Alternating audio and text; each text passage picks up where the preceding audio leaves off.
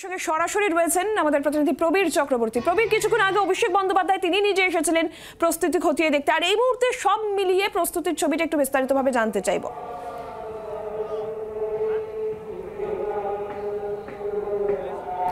দেখো, আগামীকাল তৃণমূল কংগ্রেসের ব্রিগেডের মাটিতে জনগর্জন সভার যে প্রস্তুতি, সেটা কিন্তু ইতিমধ্যে বলা যায় যে সম্পূর্ণ, আর কিছু কাজ টুকটাক রয়েছে, সেই কাজ চলছে। এবং শেষ মুহূর্তের প্রস্তুতি খতিয়ে দেখতে কিছুক্ষণ আগে এসেছিলেন তৃণমূল কংগ্রেসের সর্বভারতীয় সাধারণ সম্পাদক অভিষেক বন্দ্যোপাধ্যায়। তিনি পুরো মাঠ ঘুরে, মঞ্চে উঠে, র্যাম্পে হেঁটে পুরো প্রস্তুতি খতিয়ে দেখেছেন। এবং তুমি দেখতে পাচ্ছ যে আগামীকাল যে জনগর্জন সভা, মূল যে মঞ্চ, সেই মূল মঞ্চের পেছনে যে মূল ব্যানার, সেই ব্যানার তুমি দেখতে পাচ্ছ ইতিমধ্যে, যেখানে মমতা বন্দ্যোপাধ্যায়, অভিষেক বন্দ্যোপাধ্যায়ের ছবি, আর শুধু লেখা জনগর্জন সভা। এই জনগর্জন সভা হচ্ছে আগামীকাল কেন্দ্রীয় সরকারের বিরুদ্ধে, কেন্দ্রীয় সরকারের বঞ্চনার বিরুদ্ধে তৃণমূল কংগ্রেস যেটা অভিযোগ করছে বারবার, যে 100 দিনের টাকা, আবাসের টাকা সহ এই রাজ্যের মোট 1,60,000 কোটি টাকা পাওনা রয়েছে কেন্দ্রীয় সরকারের কাছ থেকে। বারবার বলেও সে টাকা পাওয়া যায়নি। প্রধানমন্ত্রীর সঙ্গে বারবার দেখা করেছেন মুখ্যমন্ত্রী মমতা বন্দ্যোপাধ্যায় প্রশাসনিক প্রধান হিসাবে।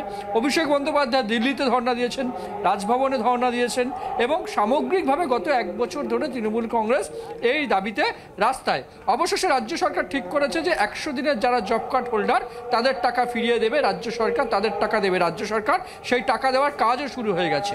কিন্তু রাজনৈতিকভাবে তৃণমূল কংগ্রেস কিন্তু এটাকেই বড় ইস্যু করছে লোকসভা নির্বাচনের আগে, যে কেন্দ্রীয় সরকারের বঞ্চনা, কেন্দ্রীয় সরকার বঞ্চনা করছে।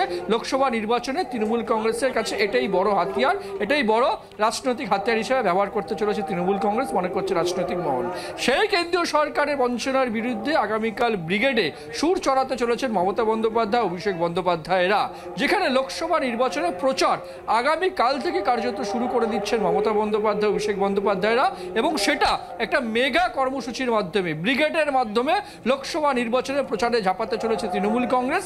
এবং 100 দিনের কাজ, আবাসের টাকা সহ সামগ্রিকভাবে কেন্দ্রীয় সরকারের বঞ্চনার বিরুদ্ধে সুর চড়িয়ে দলকে আগামীকাল থেকে রাস্তায় নামাতে চলেছে তৃণমূল কংগ্রেস, মমতা বন্দ্যোপাধ্যায়, অভিষেক বন্দ্যোপাধ্যায়রা। সুতরাং লোকসভা নির্বাচন আগামী সপ্তাহে যে কোনো মুহূর্তে ঘোষণা হতে পারে, তার ঠিক আগেই ব্রিগেডের ময়দান থেকে রাজনৈতিক প্রচার শুরু করতে চলেছে তৃণমূল কংগ্রেস। এবং সেটা অবশ্যই কেন্দ্রীয় সরকারের বিরুদ্ধে বঞ্চনা। এটাই হচ্ছে তৃণমূল কংগ্রেসের অন্যতম অনেকগুলো ইস্যুর মধ্যে প্রধান ইস্যু এবারের লোকসভা নির্বাচনে। নীলাঞ্জনা। প্রবীর, এই জায়গা থেকে আজকে আমরা জানি যে প্রধানমন্ত্রী, তারও জনসভা ছিল, এবং সেখানে এই যে কেন্দ্রীয় বঞ্চনা নিয়ে, যেটা নিয়ে তৃণমূল কংগ্রেস বারবার সরব হচ্ছে, সেই বিষয়টাও কিন্তু আজকে প্রধানমন্ত্রীর প্রসঙ্গে এসেছে বক্তব্যে।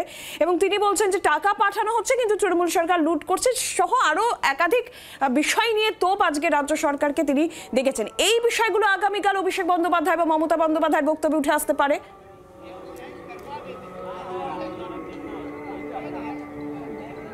একদমই। দেখো, যে বিজেপি অভিযোগ করছে যে 100 দিনের টাকা, আবাসের টাকা কেন্দ্রীয় সরকার দিয়েছে, তৃণমূল কংগ্রেস সেটাকে দুর্নীতিতে সেটাতে দুর্নীতি হয়েছে। তৃণমূল কংগ্রেসের নেতা মন্ত্রীরা 100 দিনের টাকা, আবাসের টাকা দুর্নীতি করেছে।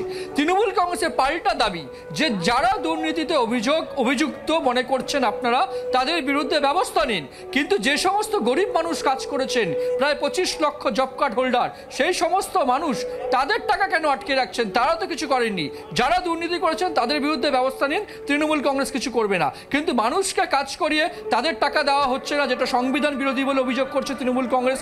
যারা আবাসের টাকার জন্য আবেদন করেছেন, তাদের টাকা বন্ধ করে দিয়েছেন, এই অভিযোগ করছে তৃণমূল কংগ্রেস। যে গরিব মানুষের টাকা কেন আটকে রাখছেন, যেটা সম্পূর্ণ সংবিধান বিরোধী।